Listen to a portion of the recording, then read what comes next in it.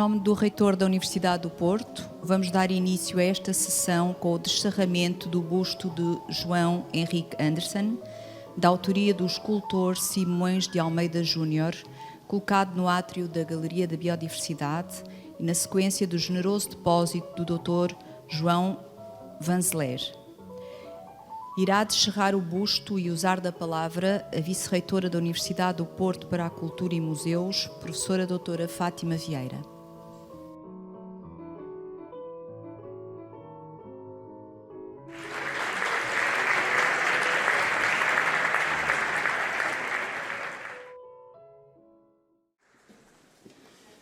Muito boa tarde a todos, bem-vindos a esta casa enorme, vermelha e desmedida. Era assim que Sofia de Melbreiner Anderson a descrevia.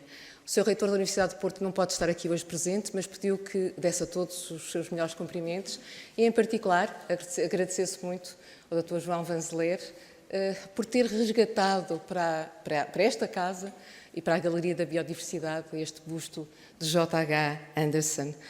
Permitam-me também que cumprimente, em especial, os membros da família Anderson que fizeram questão de aqui estar e faço em nome de uma pessoa que é da casa, que é a professora arquiteta Teresa Anderson, que realmente foi durante tantos anos responsável pelo nosso jardim botânico. E cumprimento também todos aqueles que fazem agora parte desta mesa da mesa que se vai seguir e que se prende com o lançamento de um livro, como sabem, com a biografia de J.H. Anderson. Um cumprimento muito especial ao autor do livro, da biografia, o professor Gaspar Martins Pereira. Permitam-me acrescentar um querido amigo, muitíssimo estimado na Universidade do Porto, pelo trabalho rigoroso e, sobretudo, por saber escrever, porque às vezes pode ser um bom historiador e não saber escrever. E cumprimento também, e agradeço a disponibilidade, da historiadora doutora Maria do Carmo Serém e do jornalista Germano Silva, que é doutor honoris causa pela Universidade do Porto e, na verdade, estou a dar as boas-vindas a alguém que é da própria Universidade. E cumprimento também o editor, Dr. José Ribeiro, que tantas vezes está aqui também em parcerias com a Universidade do Porto. A Casa Anderson tem um peso muito grande na história da Universidade do Porto. Não podemos esquecer que era aqui nos Jardins Botânicos que começou grande parte da investigação feita pela Faculdade de Ciências e desde há uns anos que tem esta Galeria da Biodiversidade, que é o primeiro polo do novo Museu de História e de Ciência da Universidade do Porto. Mas nunca esquecemos que esta é a Casa Anderson. Aliás, é assim mesmo que nós nos referimos a ela. Perguntamos, onde é que tu vais? Vou à Casa Anderson. E realmente, como é que poderíamos esquecer se sempre que estamos aqui estamos debaixo desta baleia gigante que Sofia um dia imaginou que poderia caber na casa dos seus avós. E, portanto, temos estas memórias contínuas. E temos, claro, outras memórias e narrativas que estamos sempre a construir, suscitadas pela imaginação de Sofia, por exemplo, o rapaz de bronze, que podemos encontrar ali no jardim, que afinal não é um rapaz, é uma rapariga. E conhecemos também as histórias da saga, conhecemos também as histórias do Cavaleiro de Dinamarca, que provavelmente ambas as histórias também inspiradas na figura do seu bisavô. Mas estas histórias que nós trabalhamos também no nosso serviço educativo e continuamente lembramos aos nossos visitantes, têm agora, eu diria, um novo lugar de memória, têm agora um novo apoio. Não temos apenas o rapaz de bronze, temos agora também este busto de J.H. Anderson, que com certeza que irá, agora, a partir de agora, ser integrado nas narrativas de visita a esta casa. E temos também este livro que dá este rigor histórico de que tanto necessitamos, também esta nova narrativa, ou se quisermos dizer, temos agora aqui novas flores de deslumbramento, como diria Rubaná. Muito obrigada pela vossa presença hoje.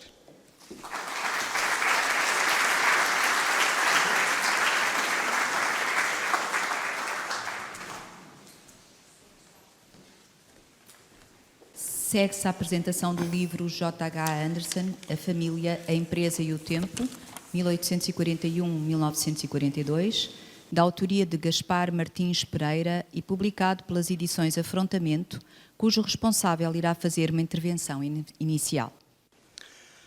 Muito boa tarde.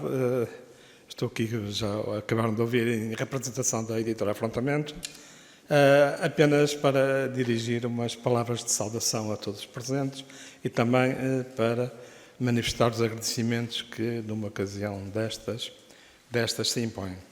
Em primeiro lugar, queria saudar a professora Fátima Vieira, vice-reitora da Universidade do Porto, que, como ela disse, na sua qualidade também de responsável pelas publicações da Universidade, nos cruzamos frequentemente em eventos relacionados com os livros que nós publicamos ou outras iniciativas editoriais. Realmente, com a Universidade do Porto mantemos parcerias diversas com muitas das suas faculdades, com muitas dos seus centros de investigação, e são os docentes da Universidade do Porto que alimentam significativamente também o nosso catálogo com obras sempre de grande qualidade.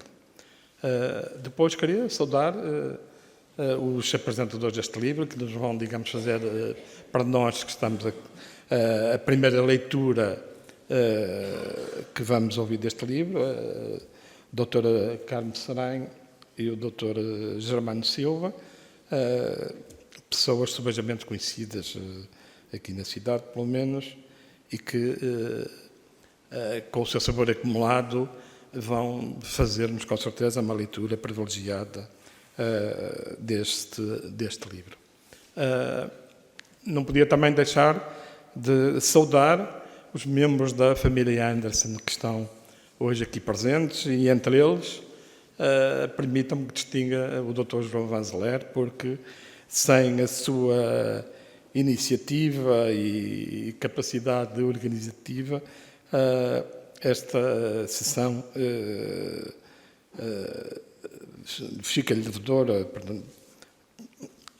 E, finalmente, queria saudar o professor Gaspar Martins Pereira, o autor do livro, que colabora com a editora desde há mais de 30 anos, desde a edição do seu livro O Douro e Vinho do Porto, de Pombal a João Franco, publicado em 1991, um autor sempre muito bem-vindo nas edições Afrontamento, onde já desenvolveu inúmeros projetos editoriais. Ao Dr. Gaspar Martins Pereira me ligam não só, digamos assim, uma relação de admiração que tenho por ele, mas de verdadeira amizade, porque a editora, efetivamente, muito lhe deve. Nestas menções estão implícitas também os agradecimentos, mas tinha também aqui que agradecer publicamente à Câmara Municipal do Porto, que se associou à publicação do livro mediante um apoio relevante, bem como à atual administração da empresa JH Anderson, que igualmente, através da compra de exemplares prévia, apoiou igualmente a publicação deste livro. Finalmente, como agradecimento, queria agradecer também ao Jardim Botânico e à Galeria de Diversidade por nos acolher aqui. Agradecimento que é extensivo a todos que colaboraram na montagem da sessão que hoje aqui nos reúne. O livro J.H. Anderson, A Família, a Empresa e o Tempo, 1841-1942, é a edição número 2156 da editora Afrontamento.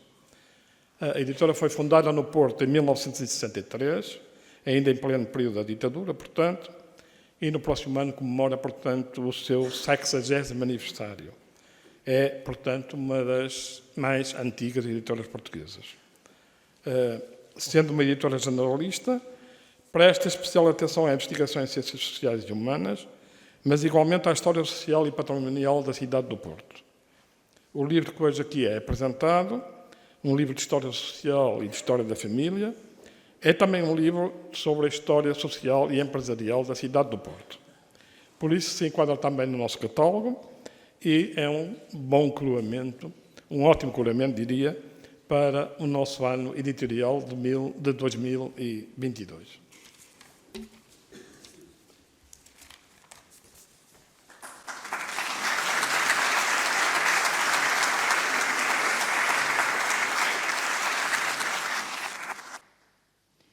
Usará agora da palavra a doutora Maria do Carmo Serém, que fará a apresentação da obra.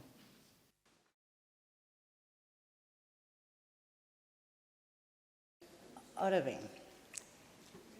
eu, quando comecei a ler este livro, li o prefácio e realmente estava a tentar engrenar antes um esquema do que é fazer uma história biográfica, que é, para mim, o género mais difícil de toda a história. Porque não apenas tem fontes, mas tem fontes oficiais, daquelas que são garantidas, não é? Como tem imensas fontes que são memórias familiares, simpáticas ou não interessa, mas tem memórias familiares que têm de ser cobertas por outras fontes.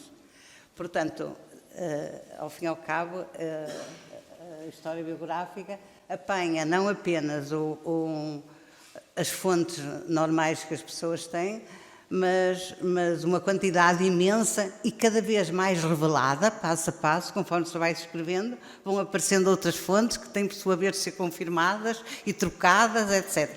Portanto, um livro que nos está a dar 100 anos, não é?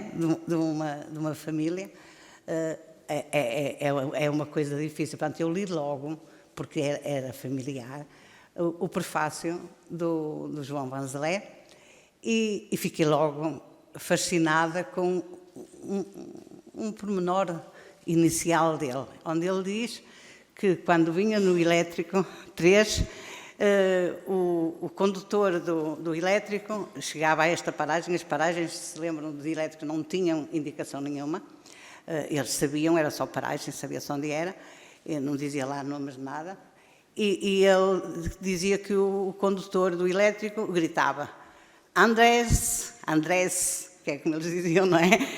E imediatamente lembrei-me de outra história, por isso eu estou aqui a contar histórias que estão fora do livro, desculpa, Gaspar, mas realmente lembrei-me de outra história que era precisamente aquilo. Aquilo que eu acabava de ler aqui era outro, que é o centro de toda a história biográfica, que é, eu quando dava aulas do ensino noturno, e tinha assim rapazes grandes, pronto. E eu, quando falei da bolsa, mostrei diapositivos, que a gente faz sempre, não é? E ia falando da fundação daquilo e tal, do Dom Pedro ter dado aquilo para a Associação Comercial, aquelas coisas todas. E depois, pronto, acabou-se, e passou. E depois, passados uns tempos, esperou um rapaz, que era um grande, era toda gente grande, esperou um rapaz à porta e disse: olha, tenho de contar uma coisa, eu fui visitar a bolsa, depois disse-me que trabalhava numa loja de vidros e que ia montar lá uns vidros que eram precisos de ser substituídos, e então fui ver aquelas salas todas.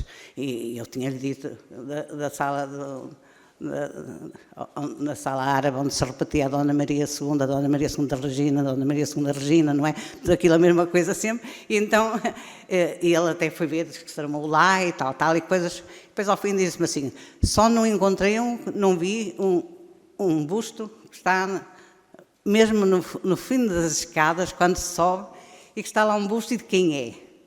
Eu disse o pouco que eu sabia na altura, não é? Eu disse que era realmente, vou dizer JH, que é mais fácil, não é? JH, que era o JH Anderson, que era um comerciante do Porto, não disse Empório Sport, que ainda não usava, mas que era um comerciante do Porto que tinha uma frota de navios imensas, portanto, evitava todos os intermediários, não sabia das fábricas, eu não sabia nada, sabia isto que toda a gente lia no Rubená, não é? Acerca de histórias da família, não conseguia destrinçar a história na Sofia, que também lia, mas não a conseguia destrinçar, é preciso estar dentro para destrinçar aquilo, não é? O que ela fala. E por isso disse o que pude, não é? Falei do Campo Alegre, disse que o Campo Alegre não era propriamente dele, mas que era dele, que era muito rico e tal, muita riqueza, muito êxito, e principalmente que era uma figura pública, que era a Associação Industrial, etc. E ele ouviu aquilo tudo e ao fim disse-me assim, um nome. E é exatamente isso.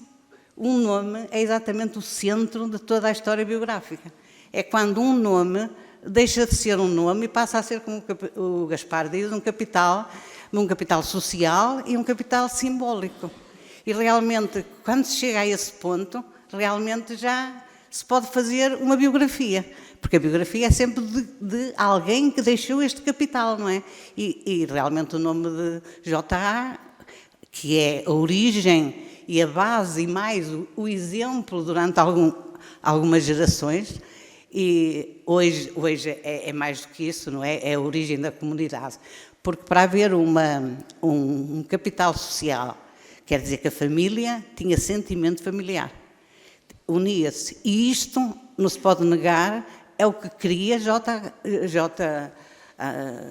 não é? O primeiro, quando cria aquele tipo de empresa. Aquele tipo de empresa obriga a juntar a família. Distribui conforme a operacionalidade dentro da empresa, não é, os lucros por toda a família. A mulher não tinha operacionalidade nenhuma, mas ele devia ter um amor desmensurado por aquela mulher, porque a protegeu de uma maneira que é de assustar até, não é, para a época. Mas, de qualquer maneira, o que ele fez foi distribuir por toda a família que tinha, os lucros da empresa na proporção das atividades, mas ao mesmo tempo os prejuízos. Ora, fazer isto, impor os prejuízos também, é obrigar a família a estar interessada na empresa, não é? E estarem ligados uns aos outros, porque podem fazer e combinar as coisas da vida deles, não é? Em função daquilo, aqueles lucros que têm, pertencem à empresa. Portanto, a empresa, acho eu, que foi o centro, digamos assim, do que vai ser depois esta unidade familiar que se foi criando com os tempos e que levou o Gaspar a estender isto durante 100 anos, que podia estender mais, onde eles chegavam, como disseste lá, 100 pessoas, não é? Já enquanto estavas a estudar, já os familiares já atingiam ao centenário, em breve 200, não é? E por isso é realmente um capital social e é um capital simbólico, senão estávamos aqui, não é? A falar deste livro e a dar importância e a juntar a família possível, não é? Que pode vir para prestar mais uma vez homenagem a JH, não é? Eu gosto de dizer JA, não é? Não faz mal. Pronto. E estou a simplificar os nomes porque isto é complicado. É complicado por causa destes anos todos. Ora, o Gaspar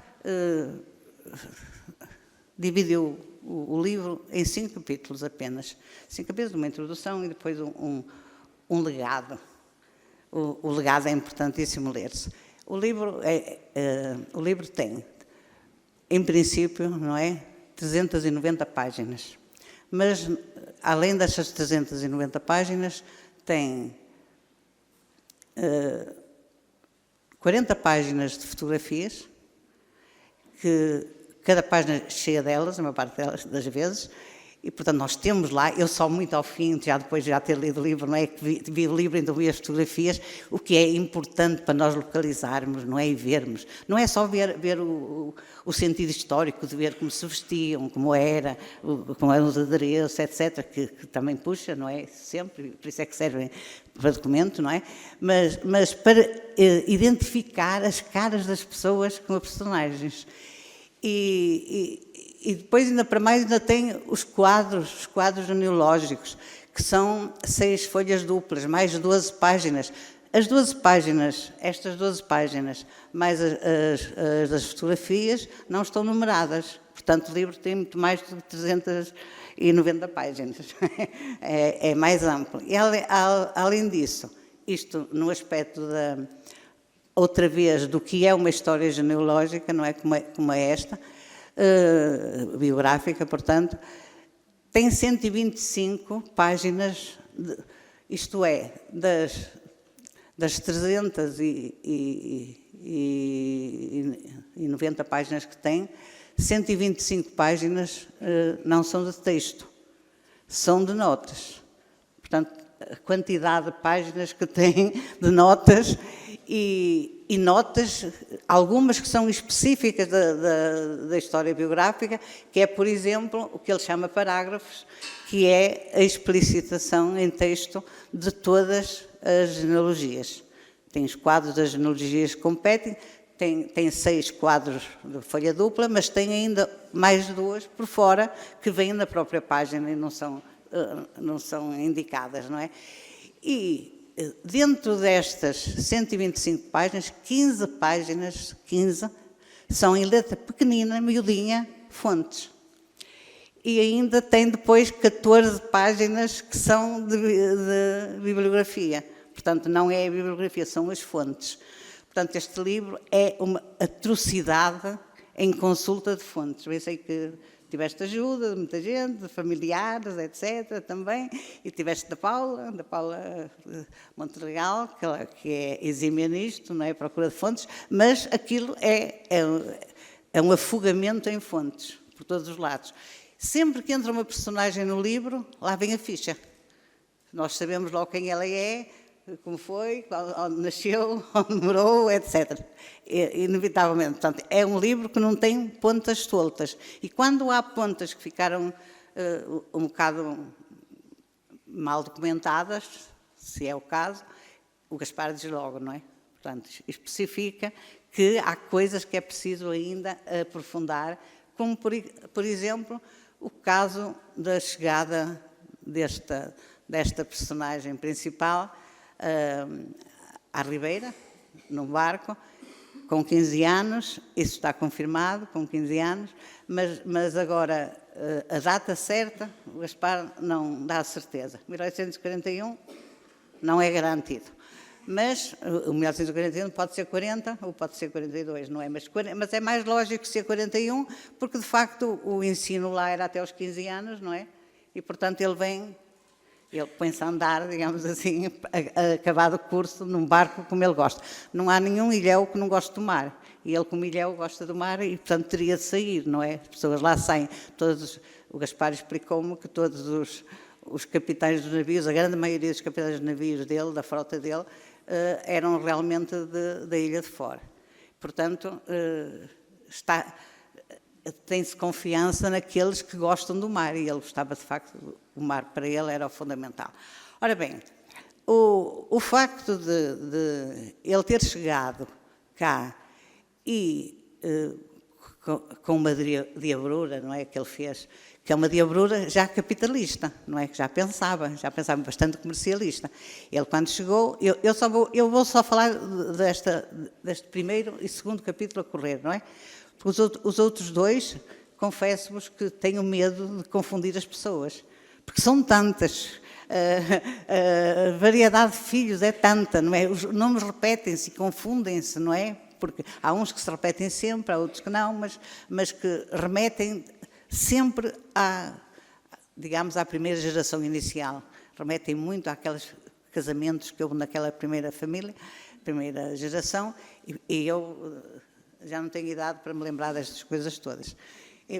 Mas fiquei com a ideia geral. Ora, o que é que interessa? O que me interessou a mim nesta primeira parte e que eu fiquei fascinada. Para já, os primeiros momentos dele, pronto, são históricos, estão certos e não são tão originais quanto isso, embora a capacidade de ser bem recebido e tratarem da vida dele num instante é uma coisa de salientar. Mas também uma coisa que eu até discuti com o Gaspar, nós aqui no Porto temos a mania da adoração dos louros com olhos claros. E ele era um rapaz novo, de 15 anos, louro, alto, com olhos claros. Portanto, seria bem recebido, porque é uma tendência portuguesa, não é? Portuguesa e então no Porto ainda mais, que tem os ingleses a vir para cá, os alemães, etc., não é? Habituou-se a isso, mas digamos assim, que inveja o aspecto. E ele realmente, eu não sei se vale a pena falar disto, porque não posso estar a demorar muito, mas realmente aquela exibição da pele de urso polar no barco, para as pessoas que estavam pela ribeira verem, chamar a atenção a pagar, não é? Para entrar no navio, isto é já um espírito empresarial, não é? Já tem este espírito. Mas, de qualquer maneira, valeu-lhe a tareia que a gente sabe, o capitão deu-lhe uma tareia e ele, claro, ofendido, já não tinha idade para estar a apanhar tareias, claro, embora se apanhasse nos navios por dar com aquela palha, mas ele, de qualquer maneira, veio com um grumete, portanto, suscetível de apanhar, E depois, num instante, não é? Ele escondeu-se, fugiu, escondeu-se, ficou e, pelos vistos, quase logo a seguir, acaba por ser empregado, digamos assim, cedem-lhe um emprego de caixeiro, o que significa que houve conversa entre ele e o Francisco dos Santos, que tinha uma loja ali, uma loja mesmo no cimo do muro, que é uma loja não é candeeiros como é da treta tradicional, mas era vassouras, escovas, coisas que os navios compravam, não é? Mas ele também era agente de navios, de navegação, e, portanto, também fornecia mantimentos, abastecimentos para navios, etc. Tinha isso. Ora, isto que fazia este homem, Francisco dos Santos, que o recebe como caixeiro e o recebe em casa, com comida, cama e roupa lavada, e mais tarde, até no outro contrato, roupa lavada e brunida, não é? Portanto, passada, ele recebe em casa, ele não tem de pagar cá, só tem de receber o ordenado por isso. E nós sabemos que ele recebeu o ordenado, porque ele tem o ordenado depois para a sociedade. Portanto, tinha também ordenado e aprendeu aquilo que vai ser a base de todo o futuro dele, que é realmente ser agente de navegação, transitar, tratar com navios, fornecer o que é preciso para os navios e depois as encomendas que os navios trazem, não é? Tratar também das encomendas. Seria um homem, acho eu, que devia ter umas barcas ou uma barca pelo menos no rio, todos os transitários têm uma barca, para levar se os barcos não encostam, não é? E estou convencida, o Gaspar isso não diz, que quando começam os navios é com ele. Quando há navios é com ele.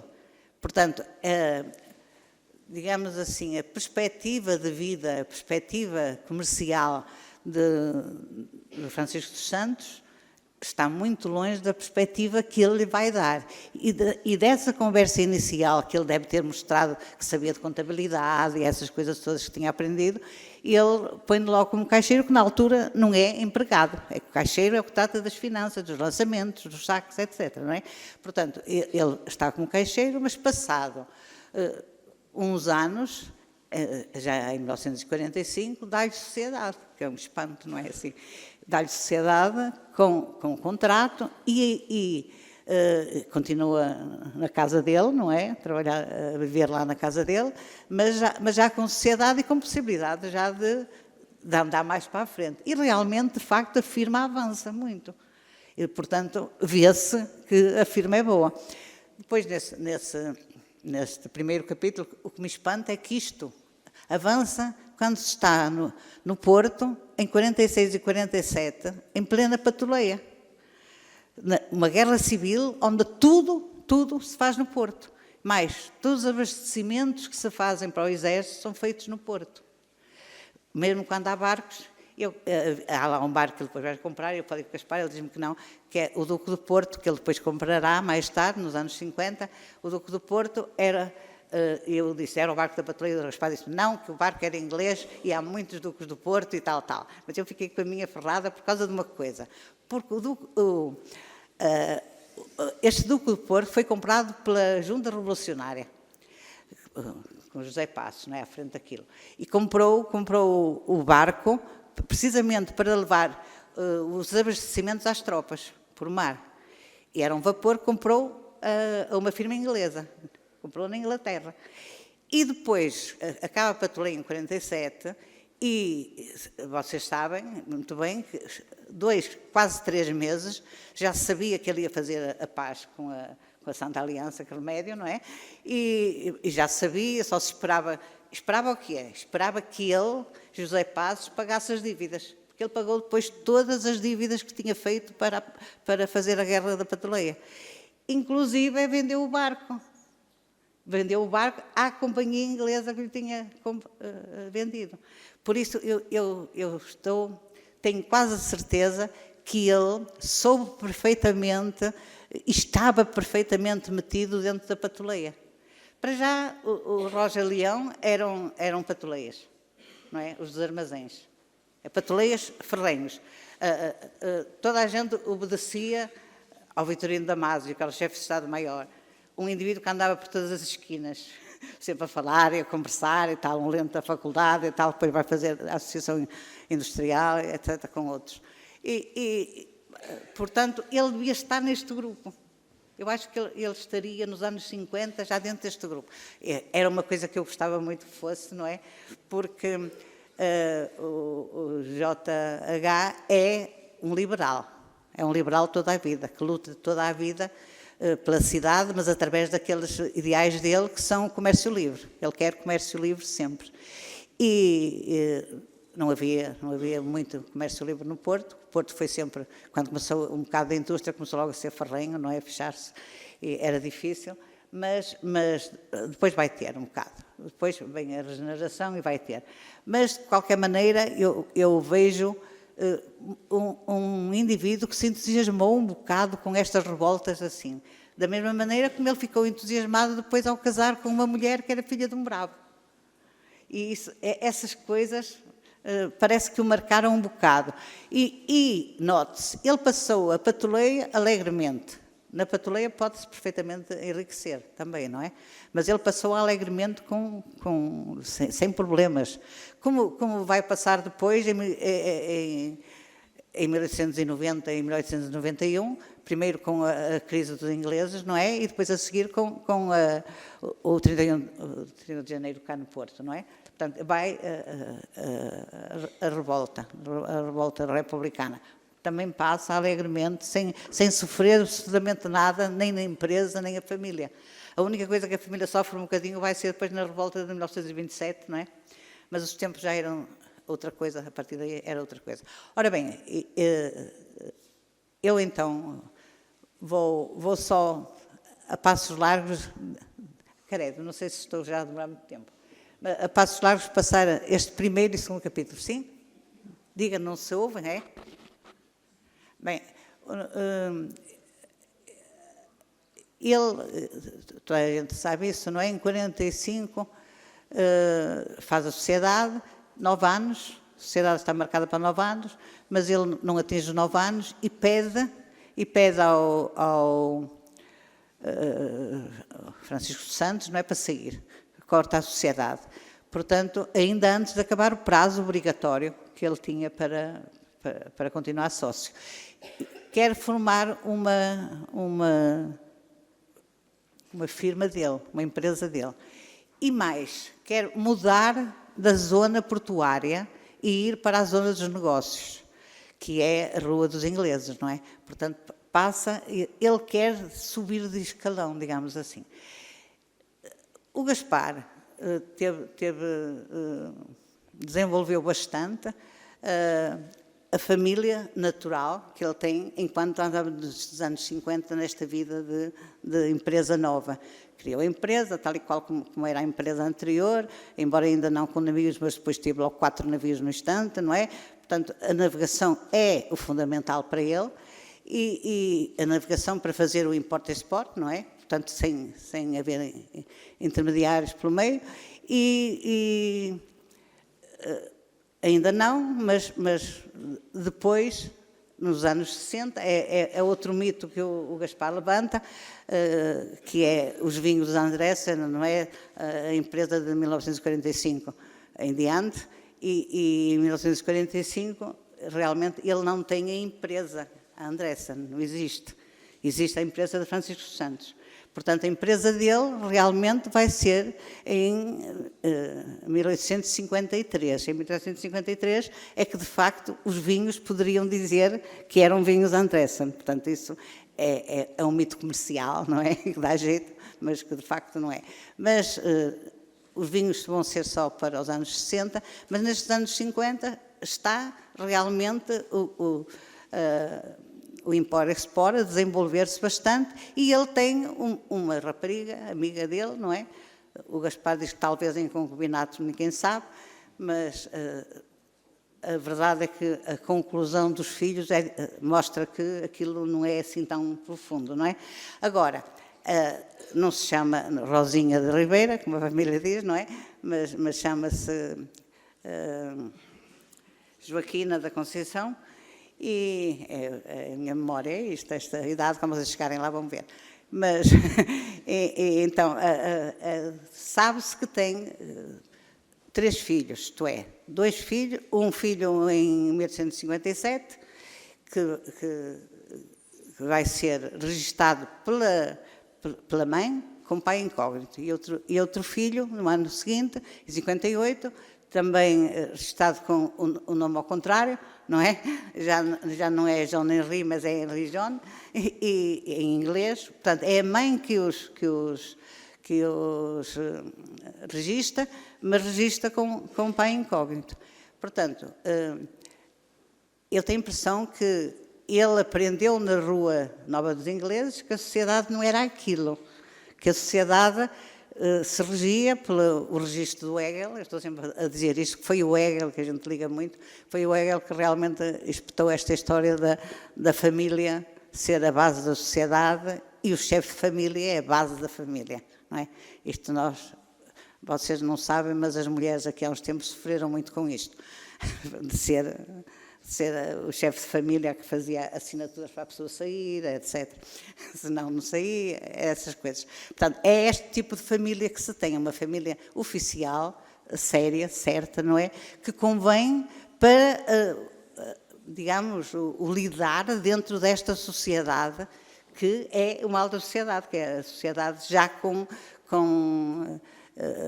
pessoas que têm frotas como ele tinha, negócios como ele tinha, que em breve vai alargar, não é? E dentro daquele espírito de capitalismo horizontal que ele tem toda a vida, não é?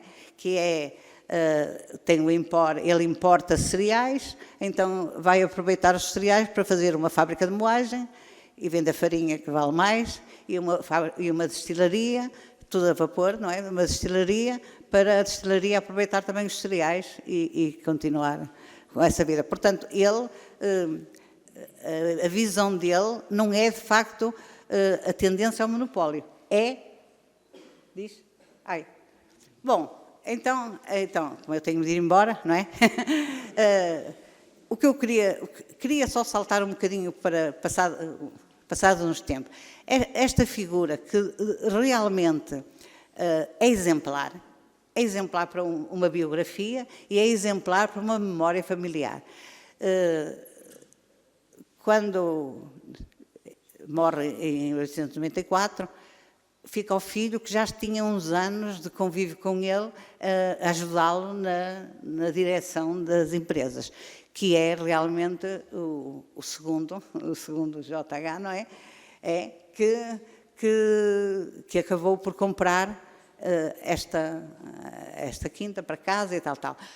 E então, a partir daí, a partir da morte do pai, com aquele dinheiro louco que ainda existia, que vai existir ainda durante uns anos, pelo menos até à morte e uns anos depois de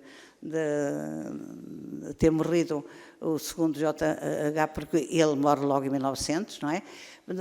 Mas durante estes anos, esta família alargada que ele tem, 6 filhos que existem, todos com muitos filhos,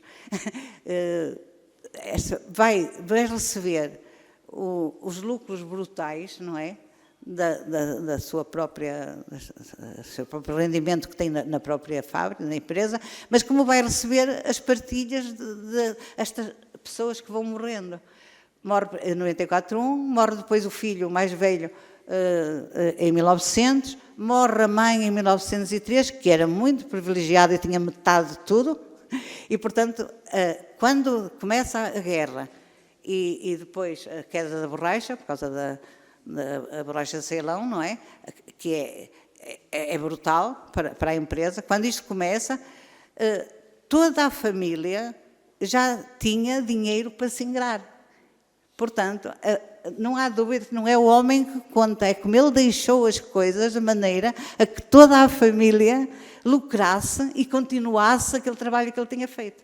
Eu não tenho mais tempo, portanto, desculpem lá as minhas divagações.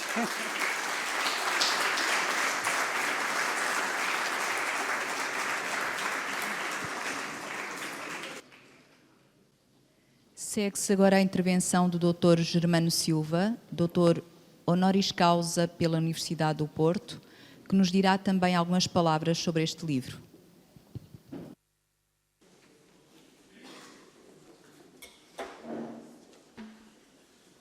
Muito boa tarde a todos.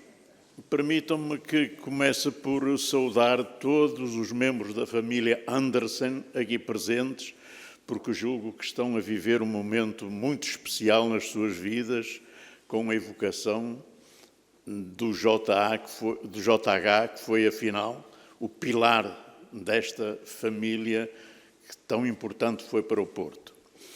Depois queriam fazer um agradecimento ao João Vanzeler por ter tido a excelente ideia de recuperar do silêncio do limbo onde se encontrava a figura do JH e de incumbir dessa tarefa o meu amigo Gaspar Martins Pereira, que fez uma obra magnífica. Eu confesso-lhes,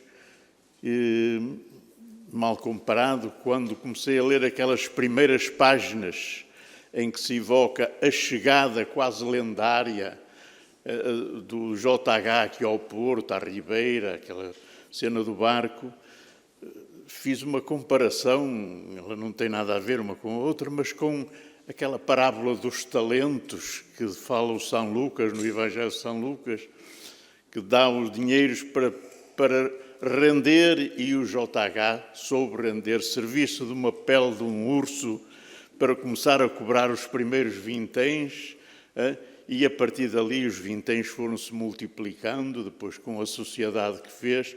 Portanto, a história está no livro, é um livro que aconselho e é uma história muito interessante. Bom, o nome da família Andersen anda no meu imaginário desde a minha infância. Eu tinha 6 anos, à volta disso, 1937, e ocorreu um episódio que eu nunca mais esqueci. Ainda hoje ele está presente na minha memória. Eu vinha com um grupo da minha tribo, eu vivia na Ilha do Cruzinho, que é lá embaixo à entrada da rua, ali no cruzamento com o Bom Sucesso, mesmo em frente ao Colégio Nossa Senhora de Lourdes, a antiga residência da nobre família dos Vanzeleres. Eu vinha com a tribo aqui para cima, aqui para umas bolsas junto da Viela do Sobreirinho, vínhamos caçar pintacilgos com visgo, que era proibido naquela altura. Mas ao chegar aqui junto à casa dos Andersens, que era como nós conhecíamos esta casa, havia um inusitado movimento de automóveis que chegavam, gente que saía, que entrava, apressada, que saía, e havia ali umas 20 pessoas em frente ao passeio, e nós viemos e então eu soube nessa altura que tinha morrido a Dona Joana. Isto era na primavera de 1937. Dona Joana Andes tinha morrido. E aquelas pessoas eram gente muito variada. Estavam operários daqui do bairro da Rábida, criadas daqui das casas da burguesia da rua de António Cardoso, assim uma padeira, e os comentários eram diferentes. Padeira de canastra à cabeça, com o chalho traçado no peito, como era costume, é a vida, e foi-se embora. Um operário vestido de fato de ganga, boina na cabeça, assim. É a altura em que somos todos iguais, ricos e pobres. Portanto, assim, morremos todos. Depois, uns mendigos, uns pobres de pedir, que estavam sentados no passeio, lamuriavam-se, e um dizia que vai ser de nós agora, morreu a nossa protetora. E, entretanto, chega um senhor, fato e gravata, assim, cigarro no canto da boca, olha, sabe, dá um piparote assim no chapéu e diz assim: é o fim da dinastia dos Andersens. E aquilo ficou-me. Entretanto, eu passei uma grande parte da minha vida a calcorrear esta rua. do Corozinho para Lordelo, de Lordelo para o Corozinho. Eu vinha trabalhar aqui para a fábrica de lanifícios de Lordelo. E na década de 40, naquele princípio dos anos 40, eu via de facto a decadência desta casa. Eu assim, será que os Andersens desapareceram? A casa ia degradando-se, ia-se degradando. Isto era uma quinta enorme, isto ia até ao rio. Eu lembro-me, eu andava por aí, isto ia até ao rio. E via aquilo. A minha vida deu uma volta muito grande, entretanto. E nos anos 60 do século passado, eu era um incipiente aprendiz de repórter e um chefe de redação mandou-me fazer a cobertura de um julgamento no Tribunal da Relação, que ficou célebre como o julgamento das ações da Carris. Era um julgamento vulgar, mas eu fiquei fascinado com a figura de Francisco Sousa Tavares, que era o advogado. O julgamento, ele está relatado no livro, eu não queria amassá-los com descrições. A família Andersen põe uma ação contra a dona Joana Severiana e o marido, porque teria ficado com umas ações, quer dizer, não teriam declarado, quando foi tratado da distribuição dos bens, não teria declarado um lote de ações no valor de uns milhares de contos. Portanto, eu fui fazer o julgamento foi célebre porque despertou a atenção, a curiosidade de muita gente. Iam lá aqueles advogados célebres, todos eles passavam por lá. E a intervenção do Francisco Sousa Tavares fascinou-me. Ele fazia umas intervenções, ele era perito nas intervenções que fazia, nas confrontações que fazia com o colega da oposição, que era o Pires de Lima, que era o genro do Cupertino de Miranda. Ele andava ali naquelas... Eu deliciava-me com aquela coisa. De maneira que, quando fui para o julgamento, a recomendação do chefe de redação foi esta. São duas famílias importantes, duas famílias do Porto, imparcialidade total. Mas a imparcialidade, o Francisco Sousa Tavares, de facto, fascinava-me, aquela coisa. Mas aqui um dia, uma certa manhã, ao começo do ano, chegou, eu vejo entrar o Rubem Andersen Leitão. Cruzou-se com o Pedro Homem de Melo, que era frequente lá para assistir àquelas coisas. Cruzaram-se, cumprimentaram-se, e passado um pedaço, o Rubem vem ter comigo e diz-me assim: eu sei que você que é o repórter do Jornal de Notícias que anda a fazer a cobertura do julgamento. Você sabe quem eu sou? Eu disse assim: sei. É o Rubem A da ficção e o Rubem Andersen Leitão dos ensaios. Que você conhece, sou leitor assíduo da coluna que você tem na página cultural do Diário Popular, que tinha um título genérico de Livros Escolhidos, e estou a ler A Torre de Barbela. Assim, tinha saído um artigo do Oscar Lopes que não era nada favorável à Torre de Barbela. Aquilo era assim uma coisa, andava. O Oscar Lopes depois, mais tarde, corrigiu e disse que se tinha enganado. Eu disse: eu enganei-me perante a coisa, mas ele depois corrigiu. Bom, o Rubem Andersen perguntou-me se queria falar comigo. Eu disse: pois, mas agora a audiência vai começar. Se à hora do almoço estiver aqui, eu estarei aqui, vou esperar, que eu também vou assistir. E, no fim, à hora do almoço, nós podemos conversar durante o almoço e fomos comer tripas à moda do Porto, na adega Correia, que era ali à entrada da rua, ali ao lado da Capela das Almas. Eram tripas à moda do Porto, mas eram tripas especiais, que ele não cozia, aquilo era feijão a um lado, vísceras ao outro. Aquilo não havia mistura. Depois nós é que misturávamos. Aquilo era assim. E o Rubem A deliciou-se com as tripas. Ficou um bocado consternado por eu ter comido tripas à moda do Porto, acompanhadas com água. Eu não bebo bebidas alcoólicas, só bebo água. E ele achou aquilo estranho porque ele bebeu verde do Carrascão, daquele tinto que era acompanhar.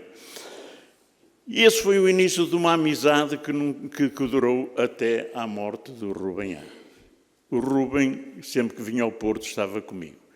E aí foi nas conversas com o Rubem que eu acabei de constatar, aliás, constata-se pela inúmera presença de membros da família Anderson aqui, que a dinastia não acabou naquele dia. A dinastia continuou. E foi para mim muito importante este convívio com o Rubem A, porque ele deu-me a entender, ou ensinou-me a compreender melhor o legado da família Anderson. Não se limita ao que eles deixaram de nós, por exemplo. Bastava esta quinta e ser hoje o jardim botânico da cidade, bastava só isto para nós nos sentirmos orgulhosos do que foi a ação dessa família no Porto. Mas eles deixaram-nos mais.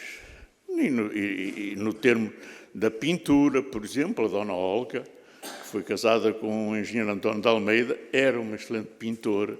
Depois, nas letras, a poeta Sofia de Melo Breiner Anderson, que eu encontrei mais tarde, em 1975, num organismo, Conselho de Imprensa, instituído já depois de 25 de Abril, que era para superentender e garantir que havia liberdade de imprensa.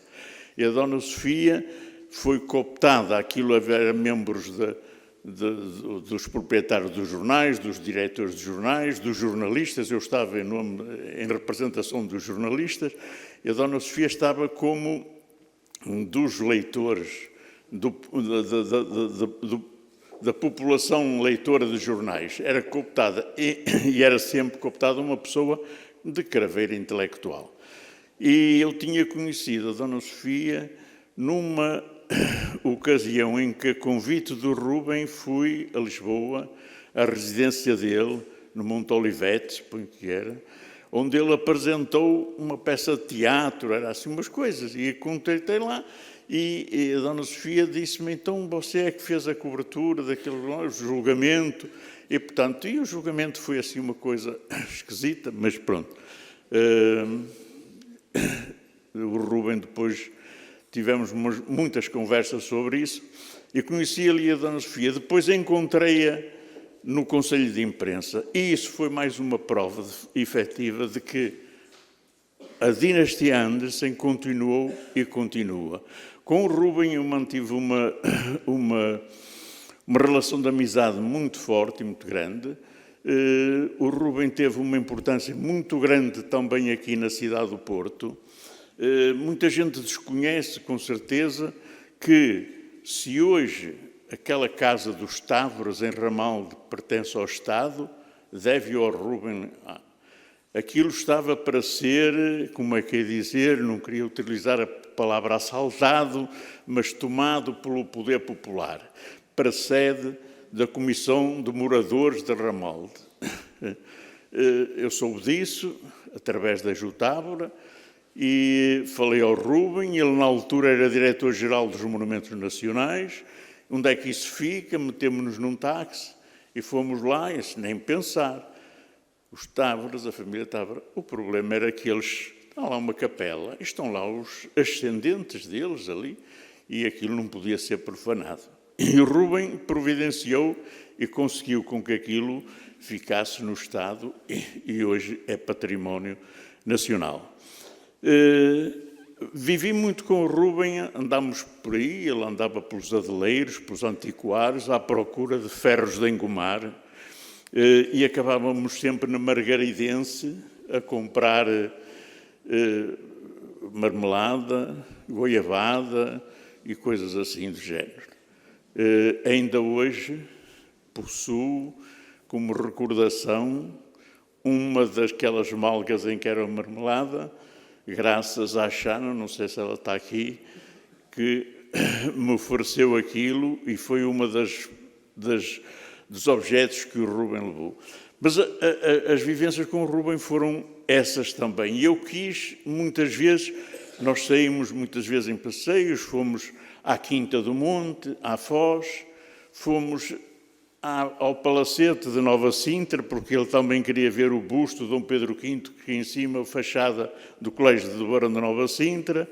O Palacete de Barão de Nova Sintra foi construído pelo Barão de Nova Sintra para a sua residência. Eu suponho que ele que nunca viveu lá. Pois foram para lá os Vanzeleiros. O Gaspar depois lhe explica. Portanto, andámos por aí e eu quis que ele viesse aqui. Eu queria que ele me mostrasse o sítio onde tinha sido apanhado pelas ratoeiras a fogo. As quintas tinham umas coisas de ratoeiras a fogo. Nós, miúdos, julgávamos que aquilo que era a brincar, mas, por vistos, era a sério, porque ele foi apanhado. Foi ele, aqui o da casa, que foi apanhado nas ratoeiras.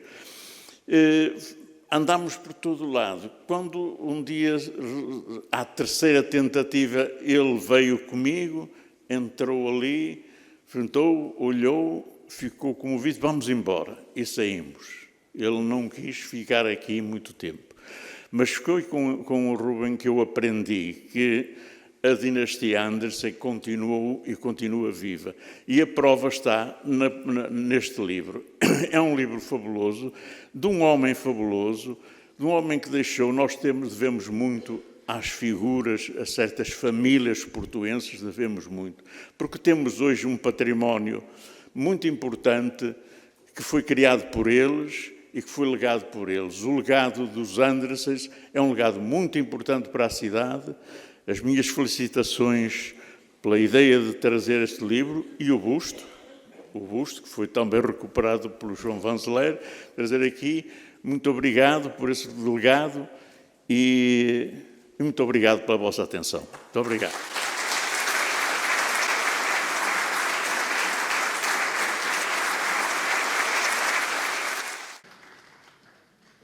Vai agora usar da palavra o professor Dr. Gaspar Martins Pereira, autor do livro.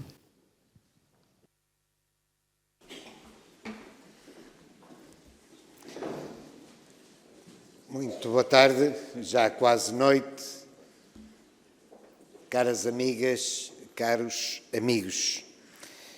Eu quero agradecer, antes de mais, a vossa presença carinhosa. Prometo ser breve, embora tivesse imensa coisa para dizer e ter o máximo prazer em conversar com tantos Andersen aqui presentes. Mas terei de ser breve, mas não posso deixar de dizer algumas palavras e, em primeiro lugar, para agradecer às muitas pessoas e às muitas instituições que tornaram possível este livro e esta sessão. À Reitoria da Universidade do Porto, na pessoa da senhora Vice-Reitora Fátima Vieira, minha querida amiga, pela cedência deste espaço magnífico que, como já aqui foi dito, está muito colado à memória da família Andersen. Sobretudo do segundo, obviamente, comprou o edifício, mas também do primeiro, porque ele comprou o edifício com dinheiro que o pai deixou e, portanto, digamos que está tudo ligado. Também a Maria João Fonseca, responsável por esta casa, pela simpatia com que apoiou a organização desta sessão. E, sobretudo, ao culpado disto tudo, ao João Vanzeler, que me desafiou, que ofereceu o busto, me desafiou a escrever este livro, que escreveu o prefácio, que organizou esta sessão e queria ir por aí fora. Continuava, porque ele, de facto, tratou bem esta memória familiar dos Andersen, tão importante. O João é um homem do Porto e sabe que a memória de J.H. Andersen é muito importante para a cidade do Porto, pelo que o Germano, de resto, já explicou. Afrontamento e ao seu responsável, José Sousa Ribeiro, que investiram com muito carinho nesta edição, com o cuidado de sempre, reforçando a amizade e a colaboração que nos ligam há mais de 30 anos. À Câmara do Porto, também, na pessoa do seu presidente, Rui Moreira, que não pôde, infelizmente, estar aqui presente porque tem um compromisso inadiável em Lisboa, mas, precisamente por isso, eu queria pedir, não sei se ele está presente, mas se estiver presente, peço ao Vasco Ribeiro, seu chefe de gabinete, para lhe transmitir o meu abraço amigo e também o reconhecimento pelo apoio que a Câmara do Porto deu a esta edição. À Maria do Carmo Serém e ao Germano Silva, dois velhos amigos, pela apresentação que fizeram do livro e pelas palavras generosas que lhe dedicaram. Devo dizer que a Maria do Carmo Serém me ensinou a gatinhar na história há 50 anos, no Liceu de Matosinhos, com um sentido muito próprio de abertura ao mundo e de abertura a todas as áreas de conhecimento. E depois tive a sorte, até hoje ainda, e espero que por muitos anos, de poder contar em muitos momentos com a ajuda de amiga e de mestra que a Carmo sempre representou para mim. Conheci o Germano um pouco mais tarde, mas sempre me impressionou e foram, mais uma vez, testemunhas do que o Germano sabe e faz. Sempre me impressionou a sua forma simples de fazer e transmitir a história da cidade. Não sendo historiador, o Germano fez mais pela história do Porto do que a maioria dos historiadores. E justissimamente a nossa universidade conferiu-lhe o título de doutor honoris causa, por isso mesmo. O Porto é uma cidade da liberdade, mas também é uma cidade que é capaz de reconhecer por igual todas as pessoas. E, Germano, os meus parabéns pelo teu título.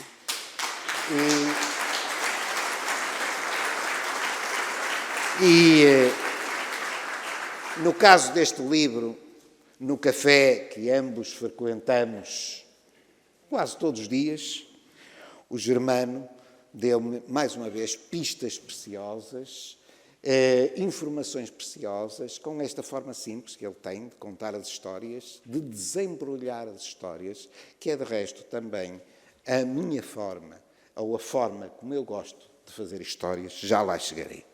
O meu reconhecimento também à empresa J. Gansa, na pessoa do Carlos Flores, que além de apoiar esta edição, me abriu totalmente as portas e autorizou a reprodução dos documentos que tinha ainda sobre o templo de J. Gansa. E devo também agradecer, obviamente, e poderia ser a primeira, à Paula Montes Leal. Graças à generosidade do João Vanzeler, tive a sorte de poder contar mais uma vez com a sua ajuda na pesquisa de centenas ou até milhares de documentos em diversas bibliotecas e arquivos. Tenho que agradecer também a diversos colegas do ofício que leram e comentaram o texto e com quem discuti diversas questões ao longo deste trabalho. À Conceição Meireles Pereira, minha colega de gabinete durante mais de 20 anos e sempre disponível para aturar as minhas dúvidas sistemáticas. Ao Hugo Barreira, que me esclareceu sobre assuntos de História da Arte. Ao Carlos Damas, sobre António de Almeida e sobre o Banco Espírito Santo. O Manuel Sampaio Graça e o José Augusto Sotomayor Pizarro, mestres da arte de genealogia, que corrigiram e organizaram as minhas notas iniciais, e o José Augusto teve ainda a bondade de desenhar todas as árvores genealógicas que estão publicadas. Ao fotógrafo Egídio Santos, um talento da fotografia, amigo de há longa data, autor das fotografias atuais que figuram no livro e que reproduziu também imagens e documentos de várias coleções privadas. E, sobretudo, aos descendentes de J. Gansa, Alexandre Anderson Leitão, ao Alfredo Anderson Guimarães, ao António Anderson Castro Henriques, ao António Anderson Guimarães, ao António Chambas de Antas de Campos, à Inês Anderson Portela, à Jane Arans Anderson, ao João Henrique Anderson, ao João Vanzeler, ao Marcos Pestrelo, à Maria Joana Anderson Guedes, à Maria da Paz Anderson Leitão, à Maria Teresa Anderson, à Marina Anderson de Almeida Dessa, ao Nicolau Anderson Leitão, ao Peter McManus, ao Simon Jennings, ao Tim Chambers, à Vera Nobre da Costa, estarei, de certeza, a esquecer-me de alguns que colaboraram também comigo neste livro. E, além disso, outras pessoas que, não sendo descendentes do JH, têm também ligações à família, o Severiano Magalhães, o Álvaro Vanzeler, a Marian Wilson Larraine, e acho que depois me vão bater, ou vão protestar comigo à saída, porque de certeza que me esqueci de alguém. Foram e são a alma deste livro. Quem o abrir e ler facilmente perceberá que estiveram comigo do princípio ao fim e me ajudaram a desvendar nomes e rostos que eu procurava, porque não entendo a história sem rostos, como a Carmo já salientou. Tiveram a paciência de aturar as minhas interrogações, por vezes durante horas de conversas, leram várias versões do livro, trocaram comigo múltiplas mensagens, algumas receberam-me em suas casas. Não esquecerei a simpatia com que me acolheram, por vezes só, outras vezes com o Pedro, com a Paula ou com o Egídio, mas sempre com a máxima simpatia. Quanto ao livro, gostaria apenas de destacar que se trata de um ensaio imperfeito de micro-história, cheio de pontas soltas. Não deixei assim tão poucas quanto isso. São imensas e cada uma delas a exigir novas pesquisas, e estou convencido que se seguisse todas essas pontas, daria vários volumes. E também, este livro é também um conjunto de histórias de vidas que busca, como digo, compreender pessoas a partir de nomes e a partir de rostos. Muitas vezes me saltou à memória, eu tinha acabado de ler um belíssimo livro da minha querida amiga e saudosa, infelizmente, Ana Luísa Amaral, What's in a Name? E quando estava desde o início, de resto vai em epígrafe no fim, não como homenagem, eu nunca prestaria uma homenagem à Ana, mas fiquei com pena de não poder discutir este livro e, sobretudo, o uso que eu fazia do seu poema neste livro. Ela diz assim: pergunto o que há no nome, de que espessura é feito se atendido, que guerras o amparam paralelas. Isto chega para fazer explodir um conjunto de interrogações que qualquer historiador põe aos seus documentos e, sobretudo, quando tem um plano para fazer qualquer coisa. Devo dizer que é ainda um trabalho artesanal. Só sei fazer artesania, deve ser devido aos meus ascendentes carpinteiros. É um trabalho feito de tateamentos, de escrita e de reescrita em versões sucessivas, como alguns Anderson sabem. Eu fiz várias versões que distribuí por alguns membros da família. Eu tenho, citando outro poeta que eu admiro muito, lembro-me a cada passo do poema do Vasco Graça Moura, o outro grande poeta do Porto, que diz: eu acredito, mas é na técnica. Nunca a imaginação me deu, fosse o que fosse, nenhum grito. Feito a sanguínea, prefiro um artesão. Escrevo e rasuro, volto a escrever, repito. E aí é assim que eu trabalho.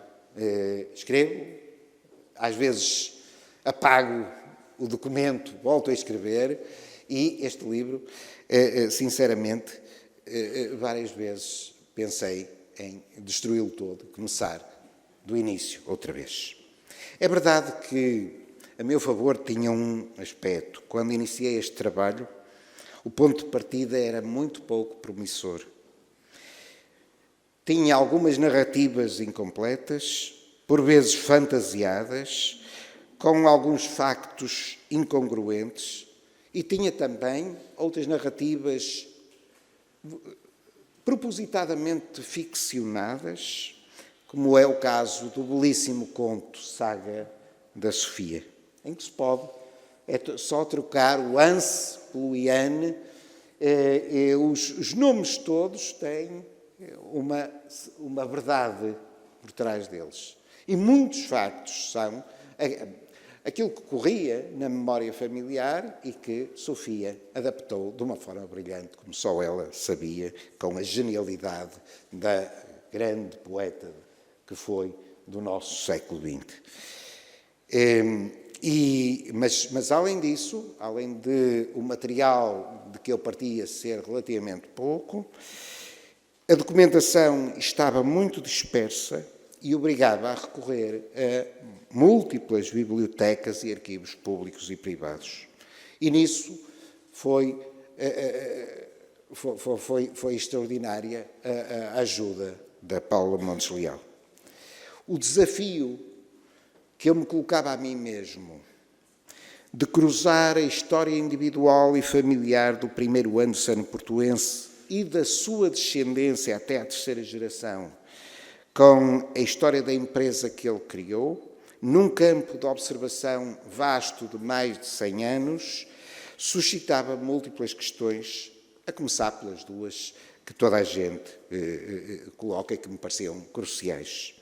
Como foi possível que um jovem dinamarquês de 15 anos, fugido de um navio, numa terra estranha, sem dinheiro, sem entender a língua, sem entender nada dos hábitos locais, se tornasse um dos mais ricos e influentes negociantes do Porto em menos de 20 anos? E como foi possível também, em contraverso, que a empresa deixada pelo fundador, com grande sucesso em várias áreas de negócio, juntamente com uma grande fortuna, não apenas no Porto, mas noutras zonas do país e no Brasil, conhecesse uma tão rápida decadência em menos de 20 anos. À medida que a documentação, o que não quer dizer que não concordo, que ele deixa um legado e os filhos e os netos, etc., puderam contribuir. Estou a falar da empresa, concretamente agora. À medida que a documentação se foi acumulando, surgiram novas dúvidas, novas interrogações, novos caminhos, novas histórias, novas pessoas. Houve uma altura em que hesitei publicar este texto, porque achei que nunca iria conseguir dar respostas fundamentadas a todas as questões.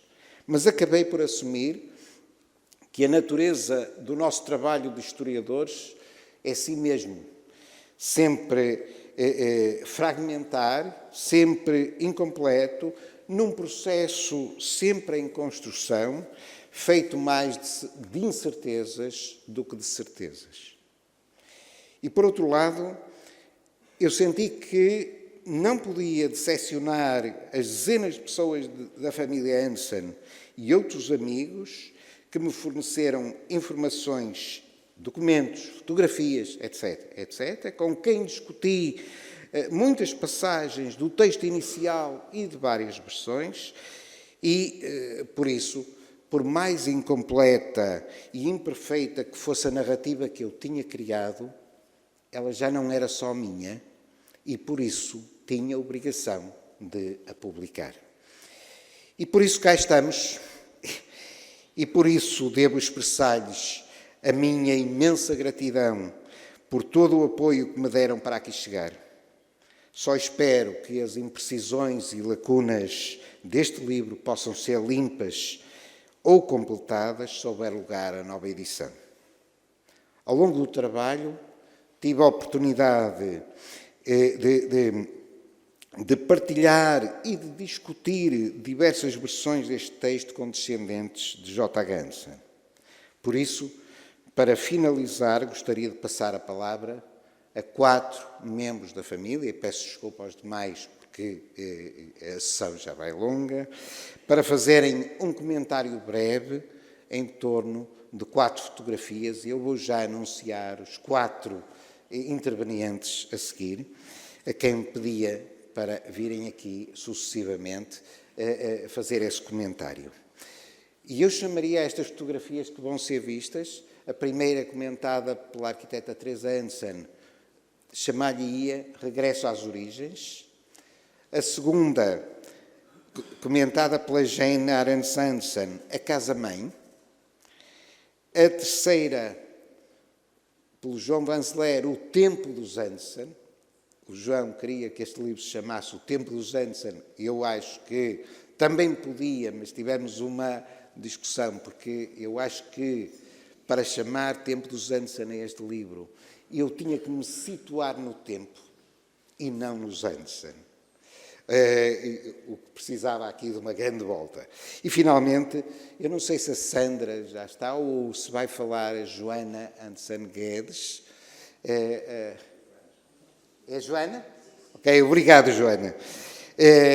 A Sandra teve um problema familiar e, portanto, vai ser representada pela Joana Hansen Guedes. Qualquer uma poderia ser. De resto, eu tive a sorte. As primeiras pessoas da família Hansen a seguir ao João Vanzeler, com quem eu falei demoradamente durante uma tarde inteira, numa esplanada, numa tarde de primavera, foi precisamente com a Sandra Hansen Leitão, a Alexandra Hansen Leitão e com a Joana Hansen Guedes, simultaneamente. E por isso deixo-vos agora a palavra e a Joana iria comentar uma fotografia que eu poderia chamar o clã Anderson para finalizar. Só lhes agradeço a atenção e peço-lhes desculpa pelo demorado, mas eu tinha que fazer estes agradecimentos. Muito obrigado.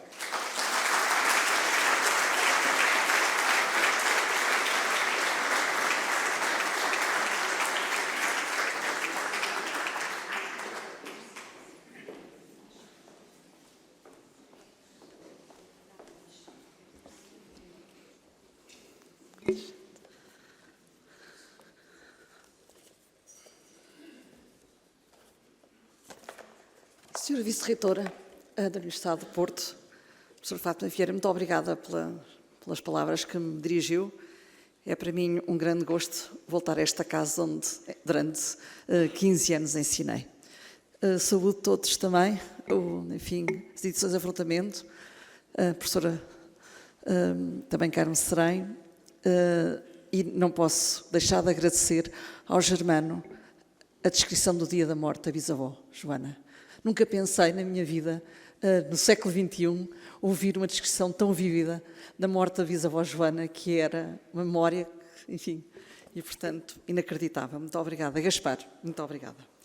Saúdo todos os que aqui estão, naturalmente os muitos primos que eu não conheço também, enfim, que passamos a conhecer hoje e, curiosamente, eu tinha, Gaspar, não tínhamos combinado, mas eu não posso deixar de repetir as palavras que o Gaspar disse. Quando eu abri o seu livro, a primeira página onde eu abri foi a página 253 e li assim: pergunto, o que há no nome? De que espessura é feito se atendido? Que guerras o amparam? Paralelas. Ana Luísa Amaral. Em segundo lugar, queria dizer que hoje recordei também uma cena passada há 15 anos com o neto Vicente, com 4 anos nessa altura, que entrou pela nossa casa dentro, muito emocionado, e nos disse assim: já sei, nós vimos uns dos outros, não sei quem foi o primeiro. Também recordava outro momento, antes de comentar a fotografia, que em 1970, véspera de Natal, e nós vinhamos sempre ao Porto, ao Natal Anderson, o meu pai, Gustavo, me perguntou que idade eu tinha, num carro, todos muito apertados lá dentro, éramos muitos, num Volkswagen, e eu disse ao meu pai que eu tinha 13 anos. Ele disse-me, quando eu tinha a tua idade, eu passei o último Natal nesta casa. Não me apercebi nunca que o meu pai nunca mais cá tinha regressado, mas fui testemunha do dia em que ele regressou, já eu era professora nesta casa. E também só vos vou relatar este primeiro pequeno acontecimento. O meu gabinete era aquela sala do meio lá em cima, e depois de termos visto a casa, onde ele nunca mais tinha voltado, diz-me, eu digo, pai, este é o meu gabinete. E meu pai, com a sua bengala, a Joana estava comigo, bate com a bengala no chão e diz, não, este é o quarto solteiro do meu pai, João Henrique Anderson, terceiro.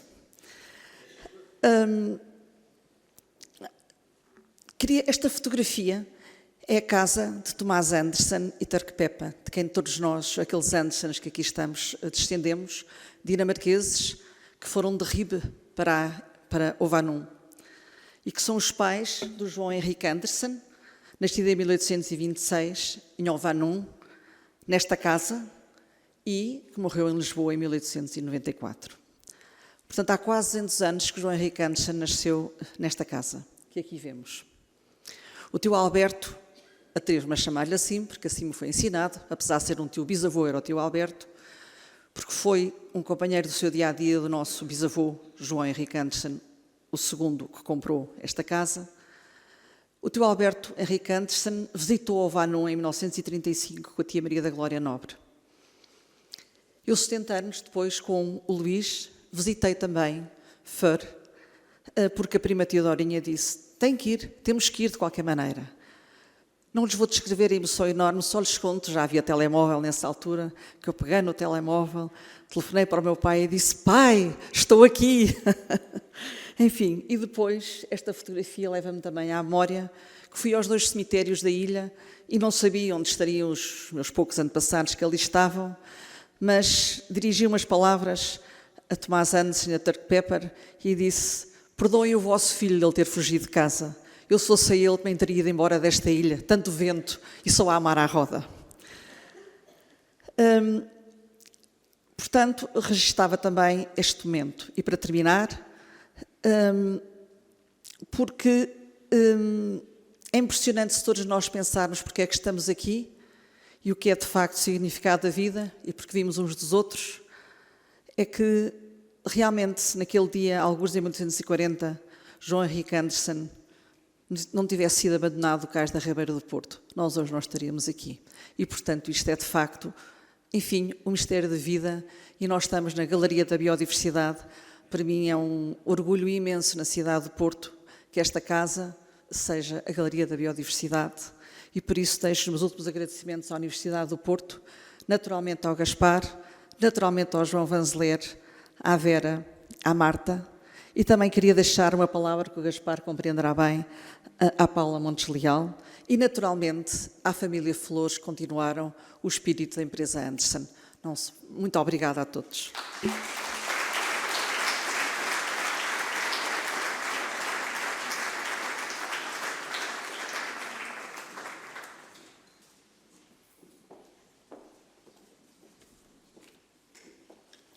Boa tarde a todos os presentes. É sempre uma alegria vir ao Porto, cidade onde nasci, e poder participar neste evento tão especial. Foi-me pedido um brevíssimo comentário sobre a Casa de Nova Sintra, pois sou a única neta ainda viva do último proprietário.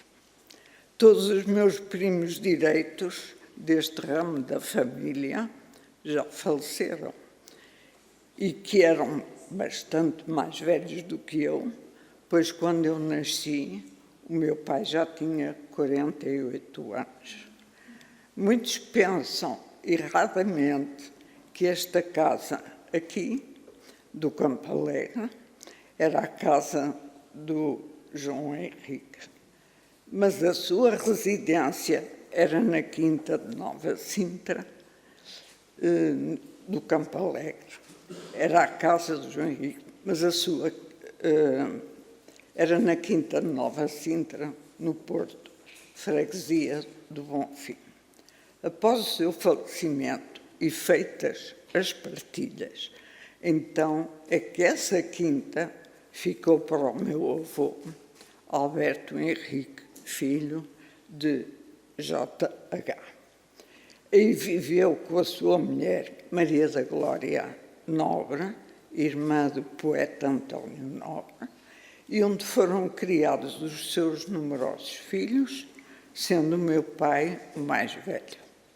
A família passava a maior parte do ano em Nova Sintra e só nas férias de verão é que se mudavam para o palacete que tinham na Foz, na rua do Castelo do Queijo. Entretanto, os filhos foram casando, formando as suas próprias famílias, e quando o avô faleceu em 1937 e a avó ficou a morar sozinha naquele casarão, então demasiado silencioso, sem o bulício de tantos eventos passados, posso imaginar o sentimento de solidão, vazio, que se apoderaram dela. Os netos eram todos crescidos, o mais novo já tinha 10 anos. E quando eu nasci, foi-me contado que ela focou toda a atenção e carinho em mim, a última neta, que lhe trouxe toda a alegria. Deixou-me muitas lembranças de imenso carinho e amor.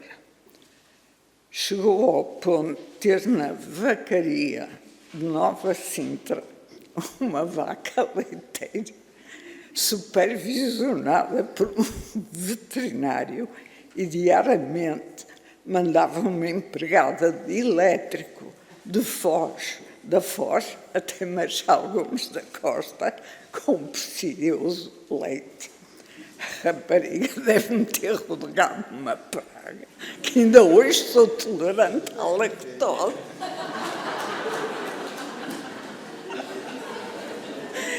Lembro de ir com os meus pais à Quinta de Nova Sintra e passear nos imensos jardins.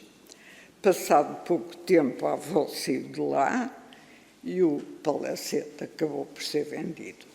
Mais um capítulo que se fechou.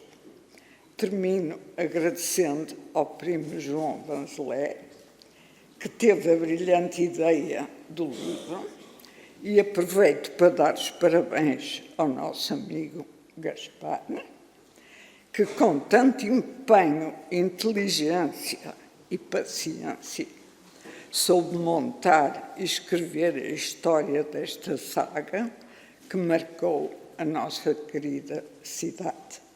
Faço ainda um apelo à juventude dos Andersons para que leiam o livro, inspirem-se na obra do nosso J.H. e não se esqueçam nunca do mote que os herdeiros adotaram. Honremos o nome que honrosamente herdamos. Muito obrigada.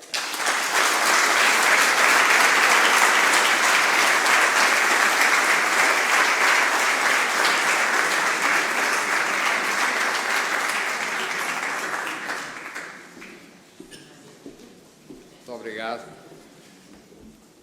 Relógio, o tempo. Este relógio está na minha posse hoje em dia. Era do JH, passou para o meu avô Guilherme, que depois ficou para a viúva, a minha avó Alzira, que depois, quando morreu, me deixou a mim. E eu, como ela tinha sempre isto na cabeceira, decidi não ficar na posse do relógio e dei-o à minha mãe. E, portanto, a minha mãe ficou na posse deste relógio até nos deixar. E, nessa altura, hoje em dia está na nossa casa, em grande evidência. O tempo de que é? O tempo é, na realidade, da Universidade do Porto, para começar. Porque o dinamismo e o resto de tudo que aqui se está a passar é resultado de uma abordagem moderna, ousada, enfim. uma coisa que traz uma riqueza muito grande do seu ponto de vista à cultura da cidade do Porto. E, portanto, à senhora professora Fátima Vieira, estamos todos gratos, ao Sr. Reitor e a todos os membros da Universidade, estamos muito gratos. É o tempo da erudição e do rigor no acesso às fontes históricas. O professor Gaspar Martins Pereira é um homem que não se deixa enredar em histórias e em fantasias. No entanto, as histórias e as fantasias são uma delícia que nós não nos podemos esquecer e com as quais, se Deus quiser, vamos conviver sempre. Sobretudo aquelas que a Sofia nos contou e que o Gaspar referiu. Mas o serviço que o Gaspar presta à cultura portuguesa e à cultura do Porto é de grande relevo e que não pode deixar de ser sublinhado. Portanto, é o tempo de agradecermos à erudição e ao rigor do historiador.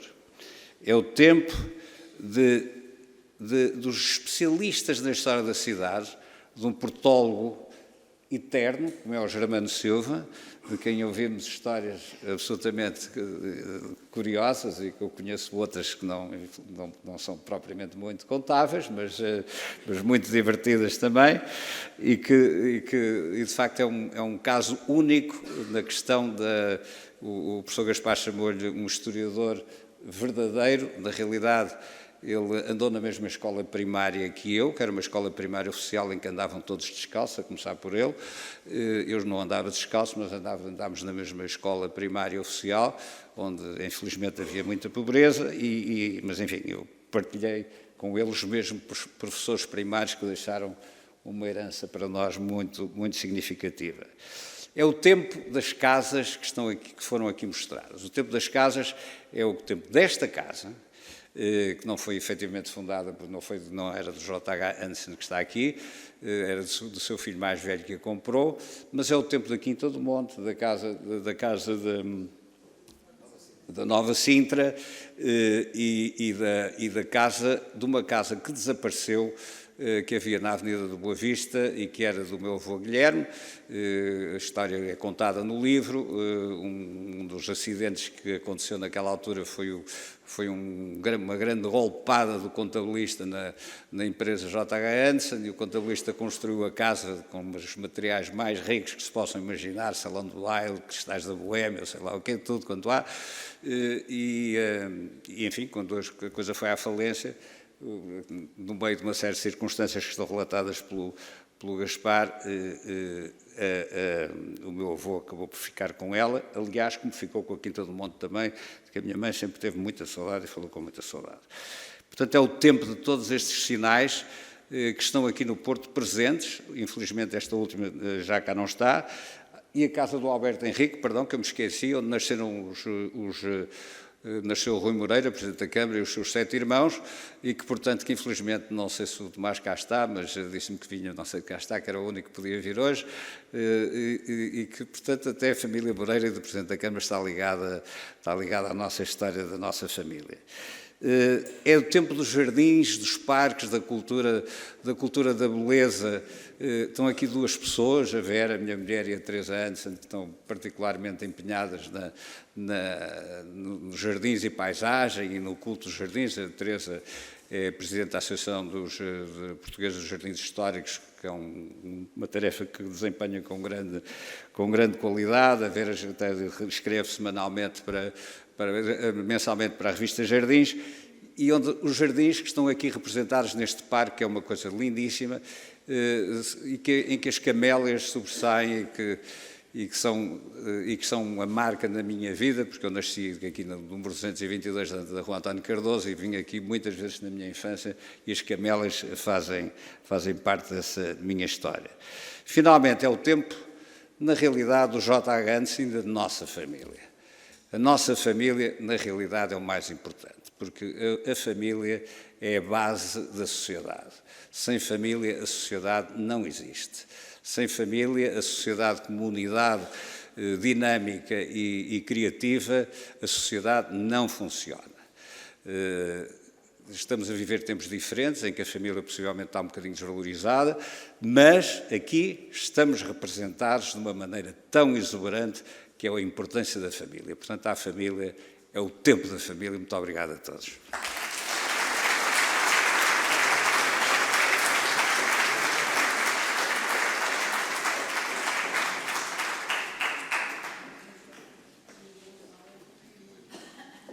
Olá a todos.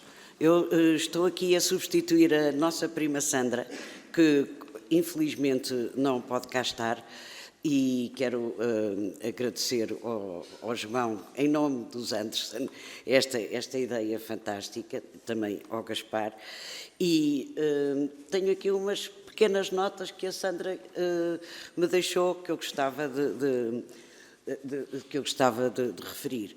Portanto, a história da família Anderson começa lá no Mar do Norte, perto da costa da Dinamarca, é como temos aí a história da família.